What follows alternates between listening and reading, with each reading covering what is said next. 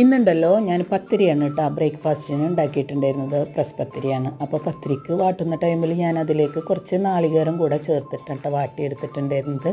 അങ്ങനെ വാട്ടിയെടുത്ത് കുഴച്ചുണ്ടാക്കുന്ന പത്തിരി പ്രത്യേക ടേസ്റ്റാണ് കേട്ടോ. അപ്പം ചെയ്യാത്തവരുണ്ടെങ്കിൽ ഒന്ന് ട്രൈ ചെയ്ത് നോക്കാം കേട്ടോ. അപ്പോൾ ഞാൻ പത്തിരിയൊക്കെ ചുട്ടെടുത്തിട്ടുണ്ട്. ഇന്ന് ഞങ്ങൾക്കൊരു മാരേജ് ഫംഗ്ഷൻ ഉണ്ട്, റിസപ്ഷനാണ് കേട്ടോ പോണത്.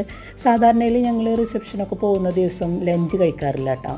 അപ്പോൾ ഞങ്ങൾ ബ്രേക്ക്ഫാസ്റ്റിന് വേണ്ടിയിട്ട് മീൻകറിയും തേങ്ങാപ്പാലാണ് ഉള്ളത്. അപ്പോൾ മീൻകറി ഇന്ന് വെച്ചതല്ല, ഇന്നലെ വെച്ചതാണ് കേട്ടോ. ഞാൻ സാധാരണയിൽ മീൻകറിയൊക്കെ ബാക്കി വന്നു കഴിഞ്ഞാൽ ഫ്രിഡ്ജിൽ വെക്കാറില്ല കേട്ടോ.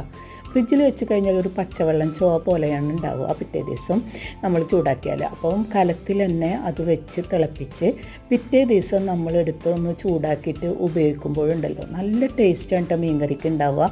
അങ്ങനെ കഴിക്കുന്നവരൊക്കെ ഉണ്ടാവും, അങ്ങനെ പലരും കഴിക്കുന്നവരുണ്ടാവും. അപ്പോൾ കഴിക്കാത്തവരുണ്ടെങ്കിൽ അതുപോലെ ഒന്ന് ട്രൈ ചെയ്ത് നോക്കുക കേട്ടോ. നല്ല ടേസ്റ്റാണ്.